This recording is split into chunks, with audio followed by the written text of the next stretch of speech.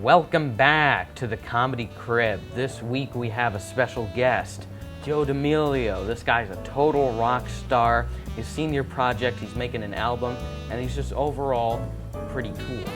So let's just jump right into this latest episode of the Comedy Crypt with our first question for Joe. Could you give us a brief explanation of your senior project? All right, so it's an album, and it's based around a lot of my musical inspirations. And my goal at this point is to kind of find and perfect my musical palette so that when I leave high school and I pursue further ventures, I have much more confidence in what I want to produce and what I'm capable of producing musically. All right. So how many songs are in the album? Right now, it's about 7.5. I'm working on an 8th right now. It's probably going to be somewhere between, depending on if I remove any or do quality control of that sort, probably be between 7 to 10 songs on there. And they hopefully are going to have a theme that's based around the album art itself, like the cover. So each song is going to have a title, and it's going to hopefully sound like whatever I titled it, and it's going to be something on the album art. So, for example, I have a song called Turbo Fish, and it's a song, and I'm hoping that how I make the album art, I haven't really gone into the visual aspect of it, but I'm hoping I can represent that in a physical way somehow. But Probably that's my goal. Probably with a turbo fish. A fish that's going really fast. Yeah. Well, that's very interesting, Joe, and that wraps up our first question for this week on the Comedy Crypt, which brings us into our first very special segment, Favorite Blank, the segment where I ask our special guest what his favorite types of things are. And so we're just going to start it off with, what's your favorite color, Joe? I can assume it's black by your attire. No, it would not be black. Okay. It would be, from my childhood, it would have always been yellow, because cars look good in yellow, mac and cheese tastes good. Stuff Wouldn't like have that. guessed that from how you present yourself. I like yellow. Even your hair's Sunshine. black. Yeah, I can't have yellow And hair. your glasses. Glasses are actually brown. Oh, like Take gander at those. well, it's like highlight is basically black. Okay. So what was this about cars and mac and cheese? So growing up, my favorite color was always yellow, and anything that I had, I wanted the yellow one, you know? I really liked pencils, too. Never pens. Always Good a old number 2 Dixon, pencil. Ticonderoga, Yeah. number 2. Perfect. Just what I wanted. But as I've gotten older, I've started to appreciate other colors, and I don't really have a favorite color anymore, because I enjoy all colors for what they are, and I feel like if they're used appropriately, you can make beautiful stuff with any color. Well, you're a true color rights activist. I Also, am. mine's blue. Which brings us to our second part of the segment. What's your favorite animal, Joe? And if it's a dog, what breed is it? It would be my Newfoundland, my dog. Ozzy, right? That would be Ozzy, yeah. He's around 200 pounds. He's a Newfie, and Full he's Newfie? not very bright, and he's very clumsy, and he thinks he's a lot smaller than he really is. But I enjoy having him as a pet. He's a very loving dog. He's very compassionate. He's a good dog to have around. Yeah. As all dogs are. Yeah. If it wasn't a dog, what would it be? It would be a monkey. Okay. All kinds of monkeys. I find them fascinating. They resemble humans in so many ways, yet at times they can be the most barbaric and destructive and seemingly evil creatures on the planet. And I feel like the dynamics of the way that they behave are very interesting, especially when you compare them to humans. Well, I bet that's just a bit of a culture shock for you. What's your favorite genre of music? Favorite genre would be, I mean, The music that I grew up listening to was a mix of like hard rock, heavy metal, things like everything from Metallica to Guns N' Roses to Van Halen, all the way to like the thrash metal bands like Megadeth, Slayer, even Cannibal Corpse and Cattle Decapitation, some pretty out there metal bands. Yeah, So that seemed a bit out there. It's all right. But I mean, Cattle Decapitation. yeah, it is. Did It they is a run band. out of names? No, they actually came up with that one. Oh, I see. That's just what they decided to go for. That's what a band name is. That's how they represent themselves. Okay, I bet they're very. A cow with no. I bet they're very interesting. What's your favorite? Very interesting. What's your favorite day of the week, Joe? My favorite day of the week? Yeah, Saturday. I mean, you know, solid choice. not a whole lot of stuff you have to do. I don't have to get up early to come here. You know, it's good. I like getting up late.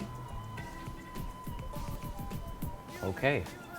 Well, my favorite day is Friday because I love the relief of coming home after a long day of school and just having that nice thought of, oh, I don't have to do anything this weekend. Anyways, what's your favorite activity? Favorite activity? Probably writing music or playing music. I mean, that's what I do most of the time, you know? I assume you have your own setup in your house. Yeah, I have a couple setups in my house. I have one room that we keep all of the family guitars in that are mostly me and my dad's guitars. And I've got my own little setup in my room, and we've got a full studio in our garage. All right, well, that concludes our first very special segment, Favorite Blank. Did you answer? I hope you did.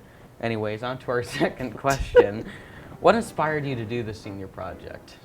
You sort of touched on it in the previous one, but could you go more in depth about it? So I like writing music, and it's one of the few things that I really am passionate about. It's something that really I'm never gonna just be, not today. So I it's can't. not like a hobby like how most people have it. Yeah, I have hobbies that are like, sometimes I feel like doing them. Sometimes if I do it too much, I just get bored. And Just I like to leave. entertain yourself. Yeah, but music has become much more of a part of me. Separate entity. Yes. So that's something that I enjoy doing, and whenever I get the opportunity to play music with people or write for people or with people, I like to take that opportunity. So when we were told that for our senior project we can do pretty much anything we want, that's what I went for. Nice. You like golf? Yes or no? Miniature or like real golf? Both. I think it can get tiresome pretty quickly. All right, well, that concludes our second question. Now we're going to head off to our second very special segment. True or false? I bet those of you who have tuned in for the previous episode are very well acquainted with this. We got a brand new set of trivia, and Joe's going to try and figure out whether it's true or false. Our first ready. one. The number 0 has infinite factors. True. The next one. You didn't answer. Was that true or false? Yes. Okay, thank That's you. what the is for. Okay, I need translation. All right, fine. Thank you. 7-foot-tall penguins used to walk the lands of New Zealand. I could believe that. I'd say true. You got it again. You have an eye for the truth. Thank you. Our next one. Sharks are the only animals that can't get cancer. We'll say false. Got you on that one. They can't Really? get cancer. I don't think anybody knows why. And Probably 'cause there's they have a no lot of- other species that No. is immune? Well, like bacteria and stuff doesn't count, obviously. Just like the animal kingdom. Okay. It's probably because they have a lot of teeth. Anyways, in ancient Egypt, Servants were smeared with honey to draw flies away from their masters. It's a creative way to do it. Well, you gotta use. I'm gonna say true. I don't think you could have made that up. You got it. Thank you, Kyle. They were weird back then, dog. Yeah. Pretty weird. They used to cut people's heads off for. All right, our next one. It is possible for fire to freeze. You gotta think about this one. It's a chemical reaction. Yeah, I'm gonna say false. You got it. It's false. Thank you. The next one. The size of your ears is the only human trait. I'm checking the size of my ears now. That is independent of genetics. Well, don't the lobes keep growing?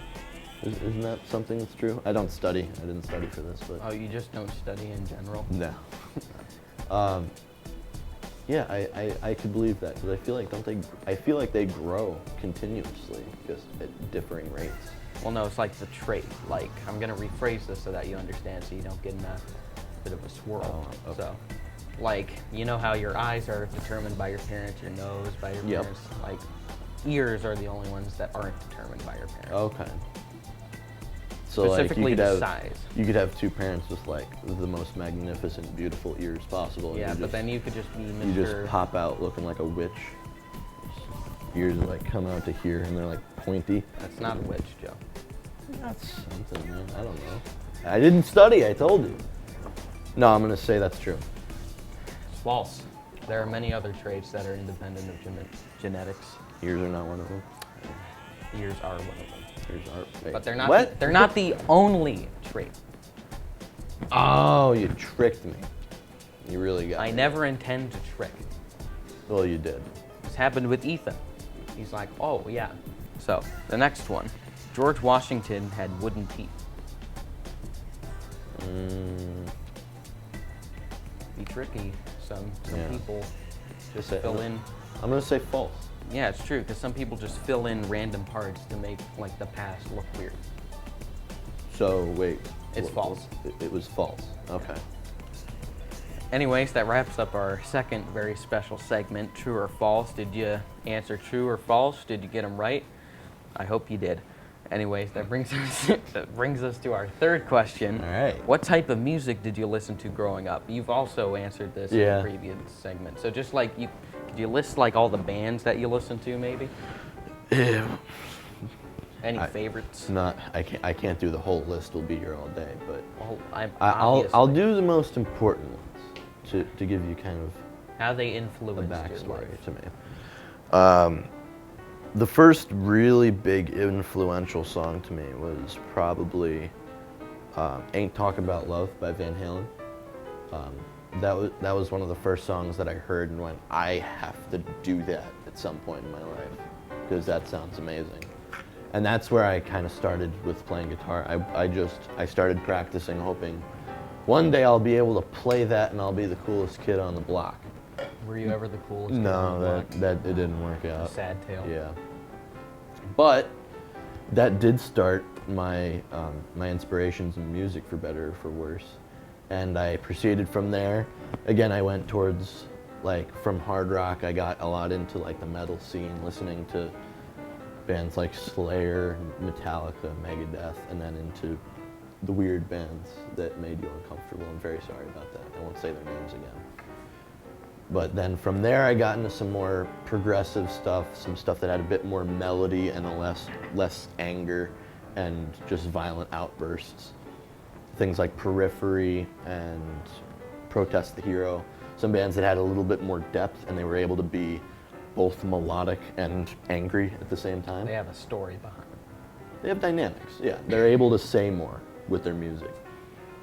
And I still appreciate that a lot. I enjoy the sophisticatedness of that. Is that a word? It's a word. So I enjoy that.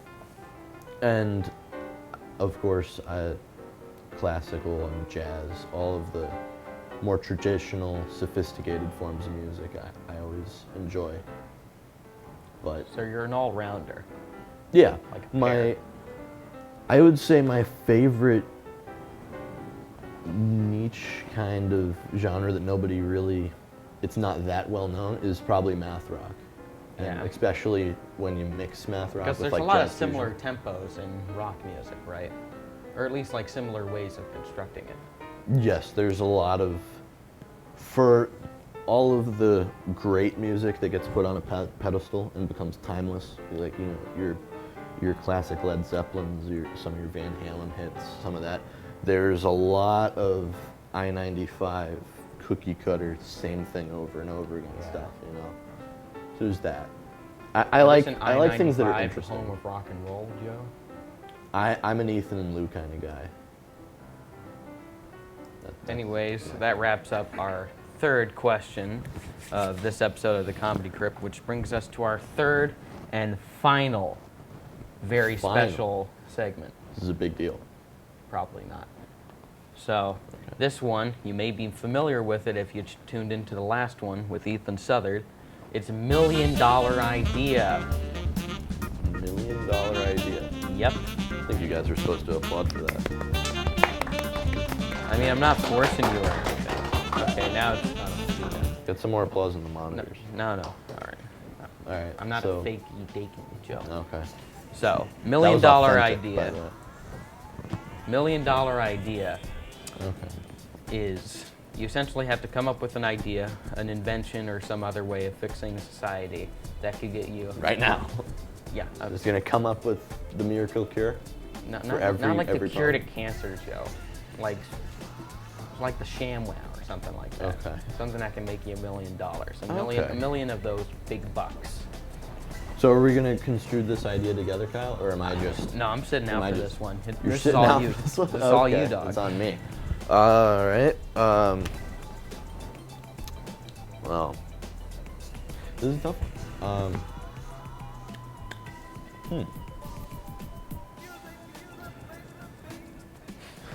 I didn't study, man. I could tell. Help me out with this one, Kyle. What's a problem in your All right, life? how about you think of a household product that people would like to have? Well, we're getting there, Kyle. What is an All right, inconvenience we're doing this in together, your life? Joe. Yes. An inconvenience in life? For you, something that personally it gets you down. When something's just out of reach. Okay. And then you have to move your whole thing to like get it. Then move back. Okay. And then you're back where you started. They already invented the little grabber thing, so. Well, that's for like when you drop your keys like under the fridge or something. Yeah, that's out of reach. That's what we were talking about. No, I'm not talking about like, ooh, I dropped my rare coin in the vent. A rare coin. I'm talking like, What kind of coin is it, Kyle? probably like a dollar bill. So, Okay. All Joe- right, continue. Continue. I'm talking about like, ooh, I want to grab my water bottle, but I just can't reach it and I don't want to move my chair. Flippy thing. That's what that's. Nobody uses that like that. Yeah, but that's there, so we're not gonna have a whole lot How of market about success my with phone's on the bed charging and I'm like 8 feet away? that. Everything. They make them really long. Well, the average human arm span is like, I don't know, like exactly their height. Okay. So Yeah. if you divide that by 2 for one arm, that's like an average of 3 foot long arms. I'm probably wrong. And then the grabby things are usually like 2 feet, so that's only 5 feet of reach. And Yeah, that but they make eight- really big ones, Kyle. Have you seen them? No. They make really big ones. They make ones that are compact. how and about then we you hit think a of a button and it different- launches. Okay. How about a What's another different problem in your inconvenience? life? Something that inconveniences you. Do you get upset when Mr. O heckles you for your bad behavior in band class? I think there's already an invention for that, but it's a bit too not family friendly. But, Oh, all right, okay. you can think of that as you want, but I'm not liable. So, All right. another inconvenience that I have. Well, they've already made the stool, so Yeah. that wasn't interpreted the way I wanted.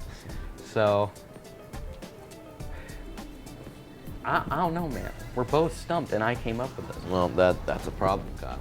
All right, let's just think of a very terrible product. You that were a lot of supposed to people- study. You're the host of this. No, this segment was for you, Joe. Yeah, And but then you you're the didn't host. study. You didn't prepare. I did prepare I'm by a sending guest. by sending you the questions to prepare for them. Yeah, but I told you I don't study. All right, you want to know what this proves to me? What does it prove to you, Kyle? That Ethan's $1 million idea, he was probably brewing on it for like 8 years. What was his $1 million idea? A farm. That's already a thing. But he's saying it's a mega farm that produces chickens. Yeah, they make those. Here's how he explained it. He's like, all right, I'm going to Chicken get farm. 2 chickens Okay. and have them make another chicken and then another chicken. Then I'll sell the chickens. Is that not a farm? Yeah, that's pretty much that. No, that's just breeding chickens. That's been invented So already. it's even lower than a farm because a farm has produce that can sell as well. You know, here's my idea. No, I'm kidding. I don't have an idea. You got me. You want to know what I've always wanted? What have you always wanted? I wanted an easy way to like organize your fridge, maybe. Okay. It's always been a big problem, like maybe little dividers that you can put there. A lot of Yeah. moms who pick that up. Or you know what? We're living in a very technologically advanced age.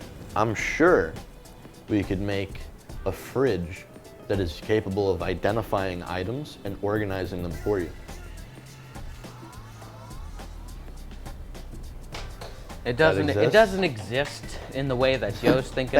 Thank you. Why are they I appreciate applauding? it. More applause. Thank you. That's my $1 million idea. No, Joe. So you're saying that the fridge is going to have the power to have either articulating limbs or a shuffling storage space to have Yeah. everything organized in the exact way that you want. That You know how already many exists. pulleys that'll take, Joe? Well, We're I trying guess to make it's not $1 that million hard because they not- already did it, right? We're trying to make $1 million, not spend $1 million. Yes.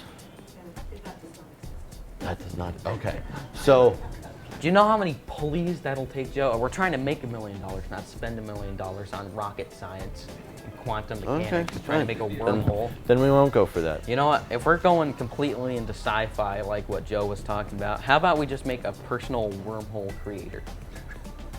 Okay. That'll sell. Wormhole creator. All right, that concludes our third and final segment Okay. of this episode of Comedy Crypt. What was your $1 million idea? Could it be a towel that dries up stuff better, or could it be something completely wacky? Tell your friends. The fourth and final question is, what is your favorite part about your senior project? My favorite part of my senior project?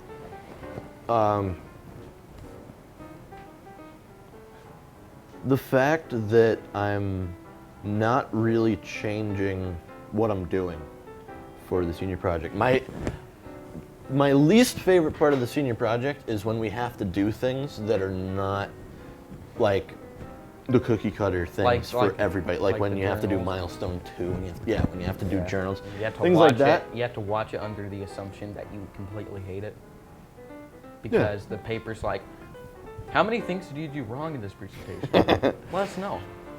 Well, yeah, things like just the grind work and stuff like that but that comes with everything you do, you know. Yeah. But my favorite part is that my project itself is not grind work that I'm forcing myself to get into. It's something that I enjoy doing, and as much as it gets, and believe me, it gets very frustrating trying to write things when it just nothing works out.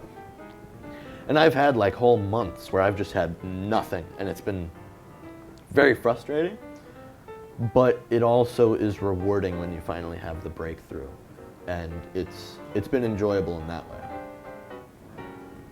What a great answer. What parts of senior project do you think aren't like compatible with your project, or? Oh, okay. I guess So, we're in for a 12 wild days ride. of Christmas. Grab some popcorn. The 12 days of Stintsmas, is that what it was called? You don't have Mr. Stimson though. Yeah, well, we still called it that for some reason. What a great idea. The whole idea was to have certain things done by Christmas break. I was I can not a see- huge fan I can because see how that would be a bit difficult. for one, a lot of the things were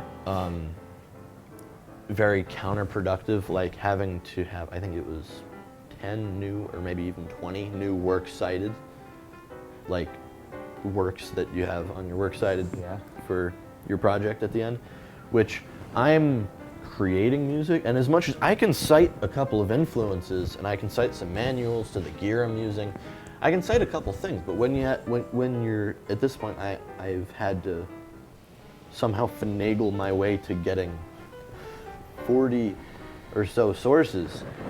We were talking about stuff that wasn't compatible with your senior project. Oh yeah. I mean, we can talk about, well, what was a problem with your project? Well, a lot of We can problems discuss this. was like, because before I started doing these shows, I needed to show a lot of evidence of stuff that I couldn't have probably done without doing the shows themselves. Okay. A big issue was the event documents, which I didn't even have to do because my senior project teacher, Mr. Stinson, tricked me Okay. because these are activities, not events, but I still had to go through the whole system just to do this. It's ridiculous. Can I ask you something? Yeah, Did it hurt your feelings to get tricked? yeah. So you know how I feel now when you tricked me on that question? All right, what question was it, Joe? We're gonna backtrack to that? Yeah.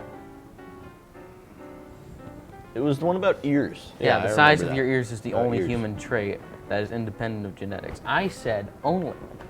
Yeah. Yeah, you finagled that one. How did I finagle that You one? tricked me and you hurt my feelings. That's all I have to say on that. We can move on. I forgive you. I'm over it. We can keep going. You just took over the show. No, we didn't switch chairs.